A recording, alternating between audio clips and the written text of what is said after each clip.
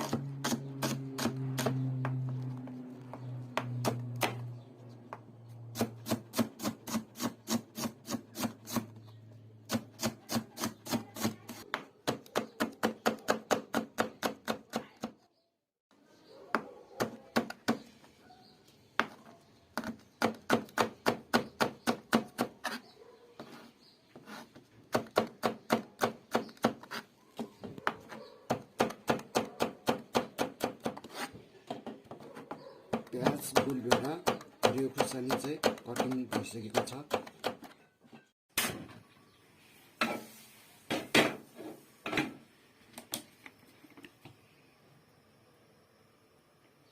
भाँडो तातिएपछि चाहिँ सुरुमा तेल हाल्नुपर्छ।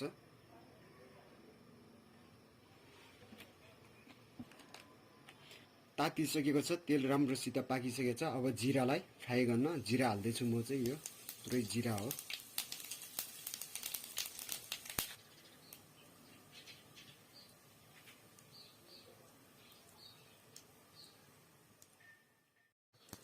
पाकिसकेको छ, पुरै कालो भइसकेको छ। अब प्याजलाई फ्राई गर्न प्याज पनि पुरा खैरो खैरो भइसकेको छ।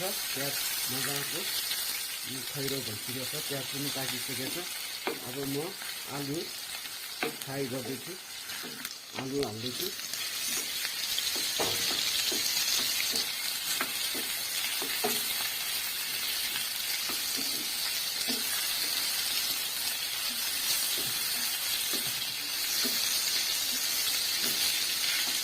अब आलु हालिसकेपछि चाहिँ म बेसार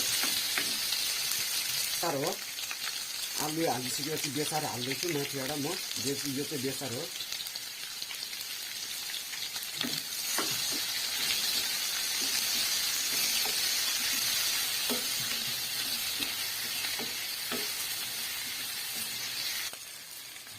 कुनै आइसकेको छ पहेँलो खालको, बेसारको पहेँलो कलर आइसकेको छ आलुमा। खुर्सानी हाल्दैछु माथिबाट। यो चाहिँ पुरा ढिलो खुर्सानी हो।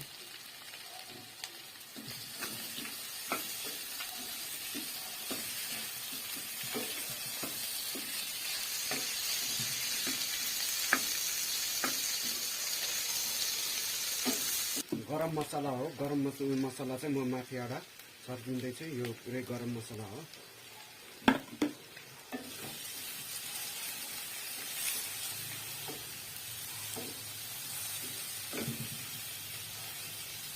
यो चाहिँ लसुन, सुकेको लसुन पिनेको हो। यो चाहिँ पिनेको यहाँ हाल्दैछु।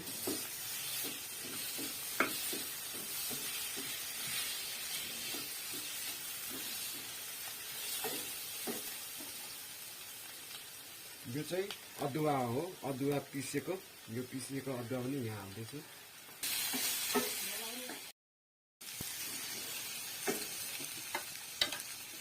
यो चाहिँ जिरा धुलो बनाएको, यो पिनेको जिरा हो। यो जिरा पनि यहाँ हाल्दैछु स्वादको लागि।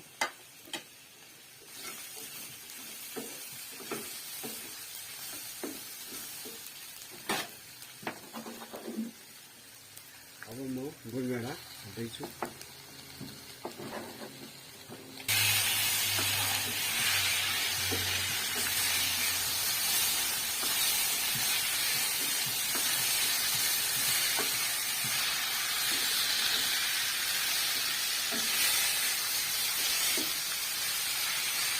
खुर्सानी पनि काटेको छु।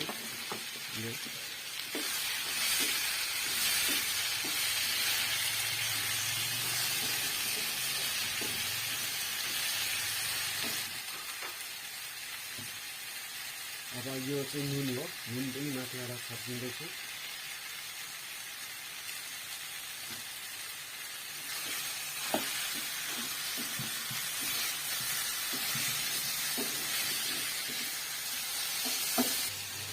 आलु जिरा चाहिँ सुक्खा खानु मन छ भने सुक्खामा खाँदा पनि हुन्छ र यो चाहिँ झोल हालेर ग्रेभी बनाएर खानु मिल्छ भने झोल हालेर ग्रेभी बनाएर पनि खानु मिल्छ। यो चाहिँ सुक्खा खानु मन छ भने सुक्खा खानु पनि मिल्छ, यो चाहिँ झोल हालेर खानु मिल्छ, झोल पनि हाल्नु मिल्छ। हजुरहरूको आफ्नो इच्छाले सुक्खा खाने हो कि यो चाहिँ झोल हालेर खाने हो, तपाईँहरूको आफ्नो विचार अनुसारले चाहिँ त्यो चाहिँ खानु मिल्छ। यो चाहिँ खाना बनाउनेर खान सकिन्छ। यो चाहिँ आलु जिरा पाकिसकेको छ, रेडी भइसकेको छ। अब हाम्रो चाहिँ यो पुरै आलु जिरा रेडी भइसक्यो। अब यो मजाले खाने बेला भइसकिसकेको छ।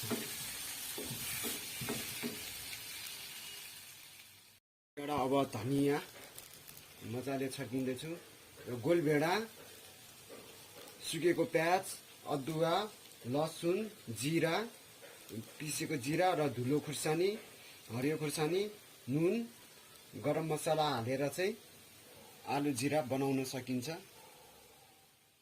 अब हाम्रो यो आलु जिरा पाकिसकेको छ, आलु जिरा चाहिँ रेडी भइसकेको छ।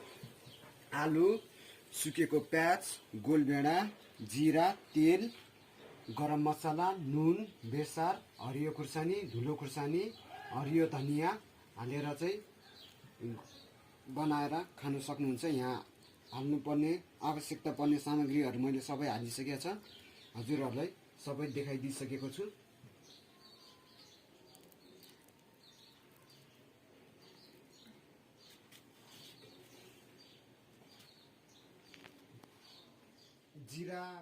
जिराको दाना, धुलो जिरा, तेल, नुन, खुर्सानी, धुलो खुर्सानी, बेसार, जिरा, गरम मसला, धुलो जिरा, गरम मसला, अदुवा लसुन पिसेको, प्याज, गोलभेडा, हरियो धनियाँ, हरियो खुर्सानी, नुन हालेर चाहिँ बनाएर चाहिँ हजुरहरूले पनि खान सक्नुहुन्छ आलु जिरा।